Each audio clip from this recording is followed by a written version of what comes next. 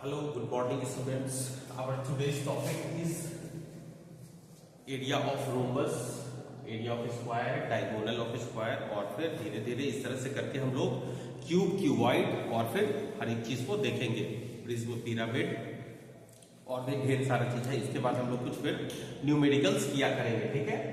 तो सबसे पहले हम लोग देखते हैं कि एरिया ऑफ रोम्बस क्या होता है। ये चीज आप लोग को बहुत पहले से भी पता होगा कि एरिया ऑफ रोम्बस क्या होता है। जैसे एक यहाँ पे हम लोग फिगर देखते हैं, ठीक है। तो रोम्बस मेरा कुछ इस तरह से होता है, रोम्बस का फिगर ये कुछ इस तरह से होता है।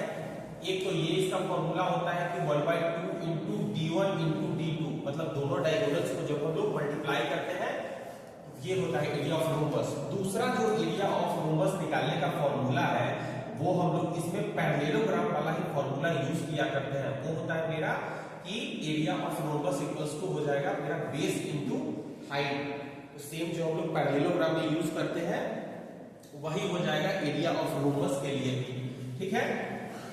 नेक्स्ट आगे है area of square. Area of square equals to होता है साइड इनटू साइड, ठीक है। ये चीज बेसिक है, बहुत पहले से आप लोगों को पता होगा, ठीक है। नेक्स्ट है कि डायगोनल ऑफ स्क्वायर। अब देखिए जैसे कि यहाँ पे मेरे पास अगर एक स्क्वायर है, ठीक है, इसका हम लोग को डायगोनल निकालना है। तो डायगोनल निकालने के लिए इसका क्या करेंगे, यहाँ पे हम लोग को जैसा कि पहले से पता है कि स्क्वायर के सारे साइड्स आपस में इक्वल होते हैं। तो ये अगर ए है, ये भी ए है, ये ए ना, और इसका ये हो गया इसका diagonal. Each angles of the square is known as 90 डिग्री। स्क्वायर के हर एक एंगल 90 डिग्री होते हैं। तो ये 90 डिग्री के ठीक सामने का साइड जो होगा वो होगा मेरा हाइपोटेनस। और फिर पाइथागोरस थ्योरम से हम लोग इसको जब फाइंड करेंगे तो क्या आएगा मेरा root under a square plus a square, मतलब कि 2a स्क्वायर, जो फिर निकलेगा रूट अंडर 2a। तो यहाँ पे डायगोनल ऑफ स्क्वायर क्या हो जाएगा मेरा रूट अंडर 2a, ठीक है। राइट एंगल के ठीक सामने के साइड से होगा वो होगा हाइपोटेनस। देन ये फिर इसको जब हम लोग सॉल्व करेंगे तो ये का diagonal of square root under 2a।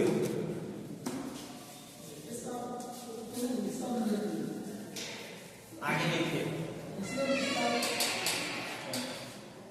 आगे जो हम लोग का टॉपिक है डायगोनल ऑफ स्क्वायर के बाद आगे हम लोग देखेंगे कि क्यूबॉइड्स और फिर क्यूब के बारे में, ठीक है। सबसे पहले हम लोग देखते हैं क्यूबॉइड्स के बारे में, देन फिर देखेंगे क्यूब के बारे में, ठीक है।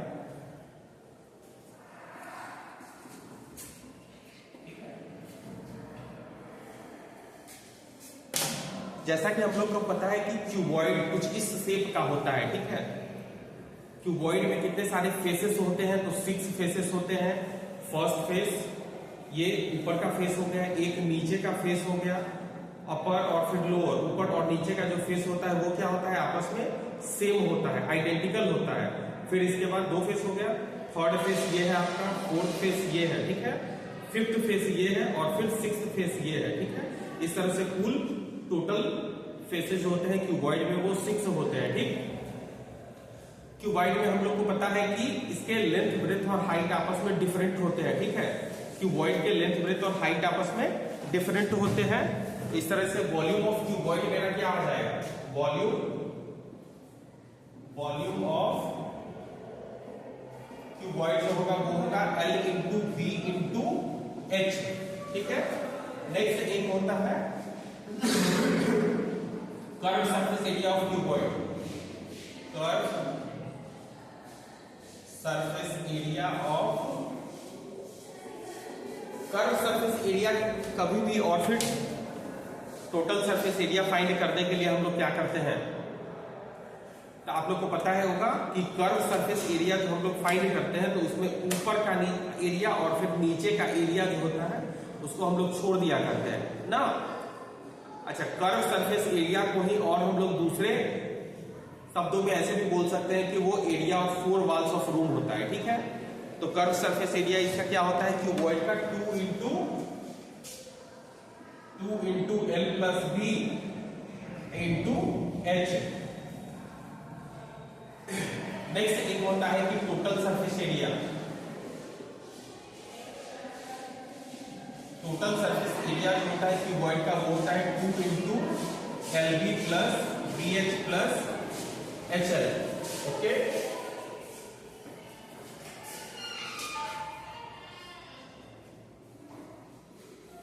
क्यूबॉइड का जो टोटल सरफेस एरिया होगा वो होगा 2 into LP plus VH plus HL।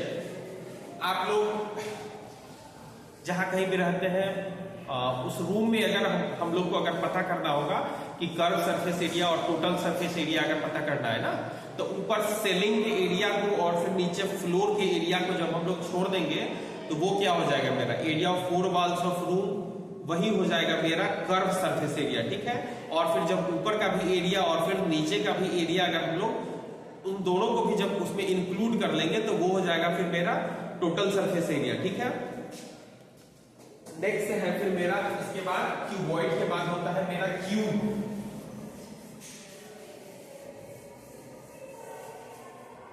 जरा सब क्यूब के बारे में हम लोग देखते हैं यहां पे क्या होता है।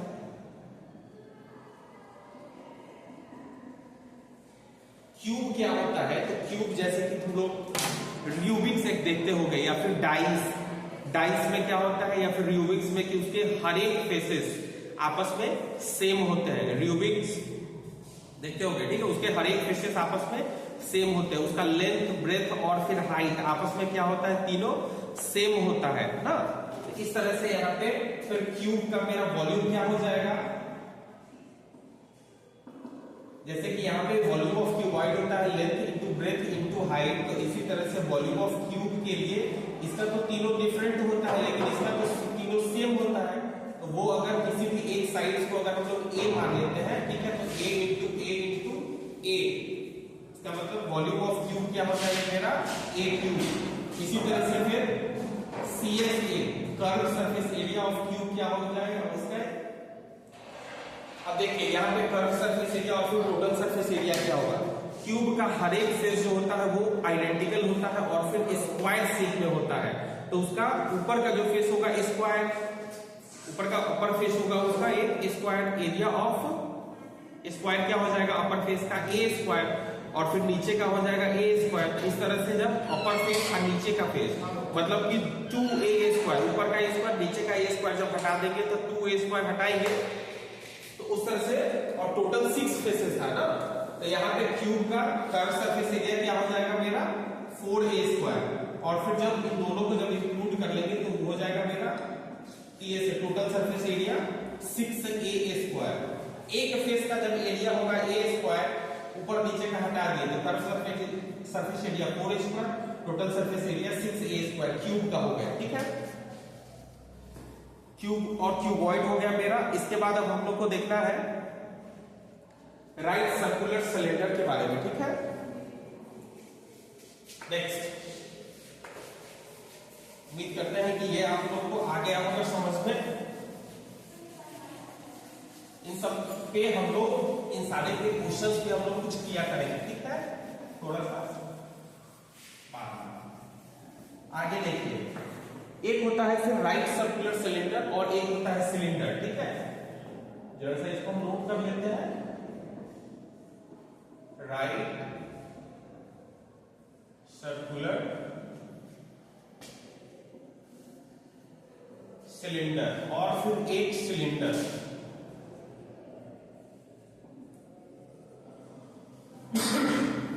तो यहां देखिए इन दोनों में पहले डिफरेंस देखिए। ठीक है, राइट सर्कुलर सिलेंडर जो होता है उसके एक्सिस जो होता है वो आपस में परपेंडिकुलर भी होते हैं ना।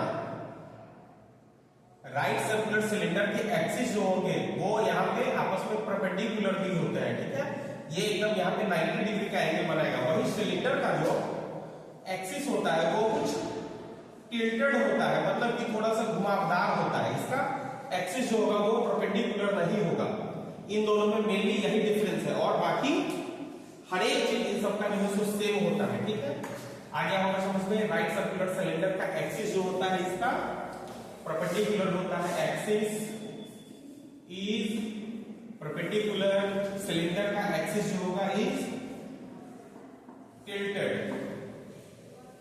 ठीक है, नेक्स्ट बाकी इसके सारे चीज जो होते हैं वो सेम होते हैं। ठीक है, volume, curve surface area,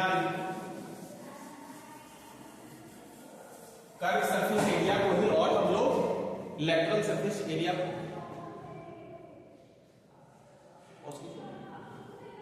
curve surface area को ही और हम लोग लेटरल सरफेस एरिया भी बोलते हैं। ठीक है, राइट सर्कुलर सिलेंडर पे एक्सिस क्या होता है इसका परपेंडिकुलर होता है उसमें क्या होता है, टिल्टेड होता है, ठीक है। इसका वॉल्यूम क्या होगा, volume of right circular cylinder is pi r square h, okay. अब इसका हम लोग देखेंगे कि कर्व सरफेस एरिया और फिर टोटल सरफेस एरिया क्या होगा। अब यहां देखिए इसका कर्व सरफेस एरिया जो होता है CSA, कर्व सरफेस एरिया जो होता है इसका वो होता है 2 पाई आर एच। वहीं इसका टोटल सरफेस एरिया होगा वो इसमें 2 पाई आर एच में एक नीचे का पाई आर स्क्वायर एक ऊपर का पाई आर स्क्वायर जुड़ जाएगा, तो वो हो जाएगा इसका टोटल सरफेस एरिया।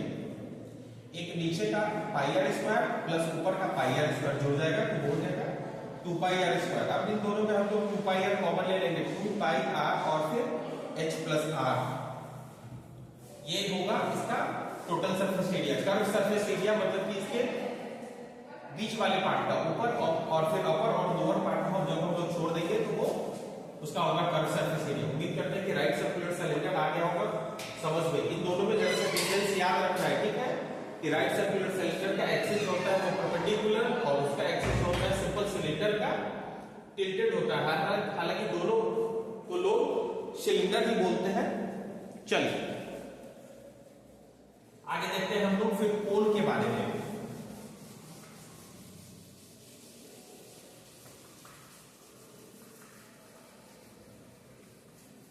सिलेंडर आप लोग अपने घर पे सिलेंडर का ढेर सारा एग्जांपल देखे होंगे आपके पास। ये सिंपल ये जो मार्कर है ये भी क्या है, एक सिलेंडर है। पेंसिल जो होता है वो भी क्या है, सिलेंडर है, ठीक है। इस तरह का सर्कुलर शेप का जो कुछ भी होगा वो क्या होगा, सिलेंडर होगा, जिसका अपर फेस और फिर लोअर फेस जो होगा वो सर्कुलर होता है, ठीक है।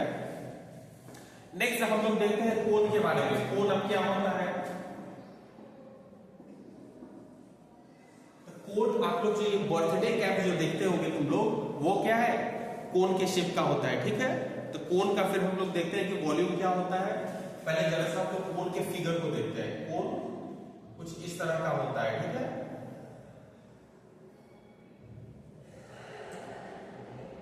कोण कुछ इस तरह का होता है। इसको हम लोग बोलते हैं रेडियस, इसको हम लोग बोलते हैं स्लैंट हाइट, इस साइड को, और फिर ये होता है मेरा परपेंडिकुलर या फिर हाइट, हाइट बोलिए या फिर परपेंडिकुलर, ठीक है। इसका वॉल्यूम निकालने का फॉर्मूला क्या है, वॉल्यूम ऑफ कोण, वॉल्यूम ऑफ कोण इक्वल्स टू होता है 1/3 पाई आर स्क्वायर एच, ठीक है। वॉल्यूम ऑफ कोण होता है इसका 1/3 पाई आर स्क्वायर एच।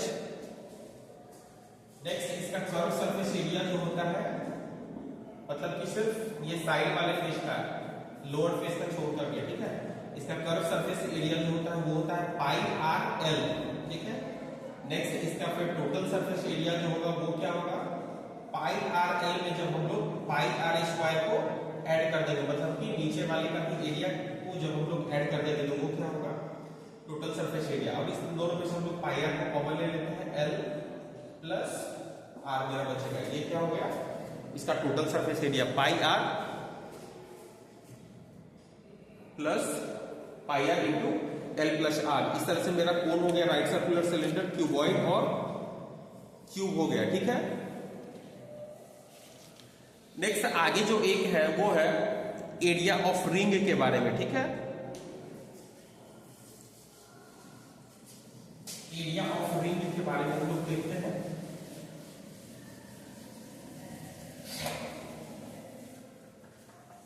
देखिए एरिया ऑफ रिंग क्या होगा, एरिया ऑफ रिंग। तो एरिया ऑफ रिंग जो दरअसल होता है वो क्या होता है कि जब एक ही सेंटर से दो या दो से ज्यादा सर्किल फॉर्म करेगा ना, और इन दोनों के बीच में जो एरिया होगा, एक ही यहाँ पे सेंटर है, इससे एक सर्किल ये हुआ, इसको सपोज हम लोग छोटा सर्किल है तो छोटा रेडियस मान लेते हैं, ये मेरा बड़ा वाला सर्किल है तो इसको हम लोग कैपिटल आर से डिनोट करते हैं, ठीक है। एक ही सेंटर से दो या फिर दो से ज्यादा सर्किल जो ड्रॉ होता है उसको इसको हम लोग बोलते हैं कॉन्सेंट्रिक सर्किल। और फिर इन दोनों के बीच में जो एरिया फाइंड होगा इसको हम लोग बोलते हैं एरिया ऑफ रिंग। तो एरिया ऑफ रिंग निकालने का जो फॉर्मूला है, बड़ा वाला सर्किल के लिए एरिया क्या होगा पाई आर स्क्वायर, छोटा वाले के लिए क्या होगा पाई आर स्क्वायर। इन दोनों में से हम लोग पाई कॉमन ले लेंगे, ये क्या होगा r square minus r square, ये मेरा A square minus B square के फॉर्म में है। देन फिर इसको हम लोग क्या करेंगे A plus B into A minus B में भी कर सकते हैं, ठीक है, pi into r minus r और फिर pi into r plus r. ये होता है मेरा एरिया ऑफ रिंग, ठीक है। उम्मीद करते हैं यहाँ तक समझ में आ गया होगा। नेक्स्ट अब हम लोग को जो देखना है वो है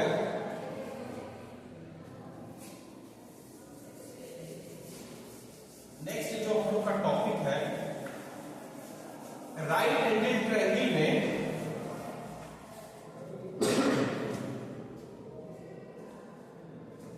राइट एंगल ट्रायंगल में उसके साइड्स के राइट एंगल और फिर उसके साइड्स के बीच में रिलेशन, ठीक है। ये इस टॉपिक का नाम हम लोग लिखेंगे कि right angle triangle, right angle triangle with angles 45, 45 और फिर 60। जैसे कि ये अगर मेरा एक राइट एंगल ट्रायंगल है और इसके दो एंगल अगर 45 है, ये एंगल इसके 90 है, कह रहा है कि इनके साइड्स के बीच में रिलेशन क्या होगा। तो यहां पे देखिए, जैसा कि आप लोग को यहां पर पता है कि किसी भी ट्रायंगल में अगर उसके बेस एंगल आपस में सेम होते हैं तो वो आइसोसेलेस ट्रायंगल होता है। तो इक्वल एंगल्स के ठीक सामने का जो इक्वल एंगल के ठीक सामने वाला जो साइड्स होगा वो भी आपस में इक्वल होगा, ओके। सपोज अगर ये साइड्स अगर मेरा ये ए है और फिर ये भी ए है, इस तरह से ये फिर कितना हो जाएगा, इसको हम लोग फिर पाइथागोरस थ्योरम से निकालेंगे, जो आएगा मेरा रूट अंडर 2a। अब कह रहा है कि इनके बीच में रिलेशन यहाँ पे क्या है, इन साइड्स के बीच में मेरा यहाँ पे रिलेशन क्या है, ठीक है। तो यहाँ पे जरा सा देखते हैं हम लोग right angle triangle with the side with angles 45, 45, 45 और फिर 90। 45 के यहाँ पे ठीक सामने जो साइड है उसको हम लोग ए लिखेंगे, दूसरा ही 45 के सामने यहाँ पे जो साइड है उसको हम लोग ए लिखेंगे। यहाँ पे अगर न्यूमेरिकल अगर वैल्यू में अगर बात करेंगे, न्यूमेरिकली अगर बात करेंगे तो जो अगर सपोज अगर ये 10 होगा तो ये भी 10 ही होगा, ठीक है। वैसे भी ये दोनों कट जाएगा, ठीक है। और फिर ये 90 के ठीक सामने जो साइड है मेरा वो है रूट अंडर 2a। अगर इन तीनों को यहाँ पे अगर कैंसिल किया जाए तो ये 1, तीनों में a कॉमन है और फिर a कॉमन कैंसिल हो जाएगा तीनों में, इस तरह से 4। इनके साइड्स के बीच में जो रिलेशन आएगा वो है 1:1:√2, 1:√2 होगा। दरअसल इसका फायदा क्या होगा, तो कभी भी कोई भी राइट एंगल ट्रायंगल दिया है और फिर उसमें अगर आपको उसके दो एंगल्स अगर 45, 45 है और इसमें कोई भी अगर एक साइड को दिया है तो इससे हम लोग सपोज ये अगर साइड्स मेरा अगर 20 दिया है और तुमको बोल रहा है यहाँ पे हाइपोटेनस फाइंड करने के लिए, इस सबसे रिलेटेड क्वेश्चन भी हम लोग करेंगे, ठीक है। तो डायरेक्ट इसका हम लोग हाइपोटेनस लिखेंगे, कितना होगा root under 2a, root 2a है ना, तो रूट अंडर 2 इंटू 20 मतलब h क्या हो जाएगा मेरा डायरेक्ट 20√2। ऐसा करके ये थ्योरी था। इसमें आगे फिर जो दिया है वो है कि right angle triangle with the angles 30, 60 and 90। Sorry यहाँ पे 45, 45 और ये 90 होगा, ठीक है। आगे जो दिया है हम लोग का एक और टॉपिक है right angle triangle with the angles 30, 60 and 90। 30, 60 and 90। तो ये अब इन तीनों एंगल्स ये जो राइट एंगल ट्रायंगल में होंगे तो होंगे तो फिर इसके बीच में जो रिलेशन होगा वो कैसे हम लोग यहाँ पे फाइंड करेंगे, ठीक है। तो जरा सा एक हम लोग इक्विलेटरल ट्रायंगल को यहाँ पे ड्रॉ करते हैं। इसका ईच एंगल क्या होता है, यहाँ पे 60 होता है। अब इसमें क्या करना है हम लोग को कि यहाँ पे परपेंडिकुलर बाइसेक्टर एक ड्रॉ करना है। परपेंडिकुलर बाइसेक्टर जैसे ही ड्रॉ करेंगे तो ये क्या हो जाएगा मेरा परपेंडिकुलर और फिर ये बाइसेक्टर मतलब कि ये 90 होगा, ठीक है। तो ये 90 60 9 150 ये हो जाएगा मेरा 30। Right angle triangle with the angles 30 60 और 90। इसी चीज को अगर अलग से ड्रॉ किया जाएगा तो वो कुछ इस तरह से होगा, ठीक है। ये हो जाएगा 60 सॉरी 30, ये हो जाएगा 60 और ये हो जाएगा 90। अब ये देखिए जब ये मेरा इक्विलेटरल ट्रायंगल था तो इसका हर एक साइड आपस में इक्वल होगा, मतलब कि ये ए और फिर ये हो जाएगा a/2, ये हो जाएगा फिर a/2, क्योंकि ये परपेंडिकुलर बाइसेक्टर यहाँ पे ड्रॉ किया गया था। इसी चीज को जब हम लोग यहाँ पे ये कलर्ड पार्ट जो है इसको हम लोग सिर्फ अकेले यहाँ पे लेते हैं तो ये मेरा यहाँ पे 90 डिग्री के ठीक सामने वाला जो साइड था वो था मेरा a, ये था मेरा a/2 और ऐसे करके हम लोग इसका पहले परपेंडिकुलर फाइंड करते हैं। तो P इक्वल्स टू क्या होगा, root under a square minus a/2 का स्क्वायर, ये a है। P इक्वल्स टू क्या होगा, root under a square minus a square by 4। P equals to क्या होगा, root under 4a square minus a square by 4। Then फिर इसको हम लोग यहाँ पे लिखना है, ठीक है। P equals to root under 4a square minus a square मतलब कि 3a स्क्वायर बाई 4। परपेंडिकुलर जो इसका आ जाएगा वो होगा रूट अंडर 3a बाई 2, ठीक है। परपेंडिकुलर जो इसका आ जाएगा वो आएगा रूट अंडर 3a बाई 2। ये इसका वैल्यू आ जाएगा रूट अंडर 3a बाई 2। अब हम लोग से यहां पे बोला जा रहा था कि right angle triangle with angles 30 60 और फिर 90। यहां पे हम लोग लिखते हैं कि 30 60 और 90 वाले जो एंगल है इनके साइड्स के बीच में रिलेशन क्या है मेरा, तो 30 के सामने वाला साइड्स क्या है मेरा a/2, 60 के सामने वाला साइड्स क्या है मेरा, 60 के सामने वाला यहाँ पे साइड्स है परपेंडिकुलर, मतलब परपेंडिकुलर का जो वैल्यू आ गया रूट अंडर 3/2a। 90 के यहाँ पे सामने वाला जो साइड्स है वो क्या है मेरा a, तीनों में a है तो a से a यहाँ पे कैंसिल आउट हो जाएगा, ठीक है। तीनों में कॉमन था a, इन दोनों के बेस में यहाँ पे 2 है तो 2 हम लोग यहाँ पे एलसीएम लेकर के और फिर 2 से मल्टीप्लाई कर देते हैं, ठीक है।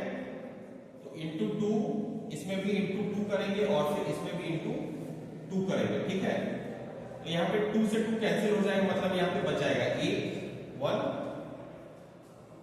यहाँ पे क्या होगा फिर ये फिर 2 से जब इसको मल्टीप्लाई किए थे, अच्छा देखिए थोड़ा सा इस a कैंसिल आउट हो गया था, जरा सा इसको फिर से लिख लेते हैं, ठीक है। अब यहाँ पे क्या मेरे पास बच गया 1/2, ये फिर बच गया रूट अंडर 3/2 और ये बच गया 1। इन दोनों का एलसीएम यहाँ पे 2 है तो 2 से हम लोग फिर यहाँ पे क्या करेंगे मल्टीप्लाई करेंगे इंटू 2 और फिर इंटू 2। यहाँ पे 2 से 2 कैंसिल आउट हो जाएगा तो ये बचेगा 1, 2 से 2 कैंसिल आउट हो जाएगा, ये बचेगा रूट अंडर 3, ये हो जाएगा 1। मतलब कि 30 के सामने वाला जो साइड्स है उसका वैल्यू क्या होगा यहाँ पे।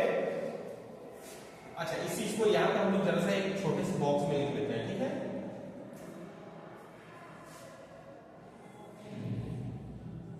थर्टी 60 और फिर 90, तो 30 के ठीक सामने वाले जो साइड्स हो जाएगा उसका रेशियो वैल्यू होगा 1।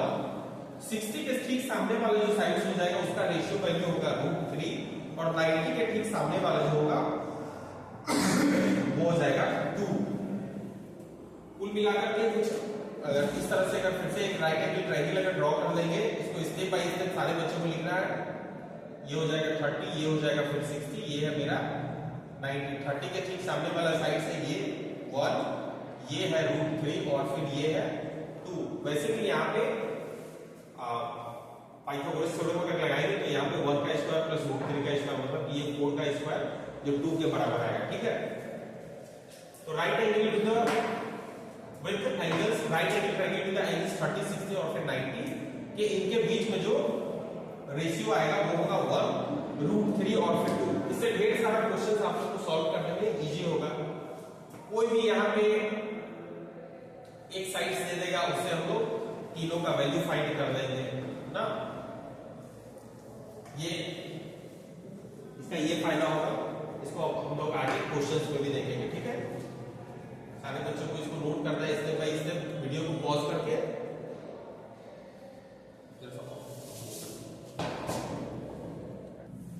आई होप यहां तक जो कुछ भी पढ़ाया गया है वो आप लोग को समझ में आ गया होगा, ठीक है। मेंसुरेशन का फिर आगे हम लोग पार्ट 3 भी लाएंगे और फिर उसमें थोड़ा बहुत जो इसका थ्योरी बचा हुआ है वो हम लोग कंप्लीट करेंगे। देन फिर उससे रिलेटेड, सारे से रिलेटेड कुछ हम लोग क्वेश्चंस भी देखेंगे। उम्मीद करते हैं सारे बच्चों को आया होगा समझ में, ठीक है। Okay, thank you.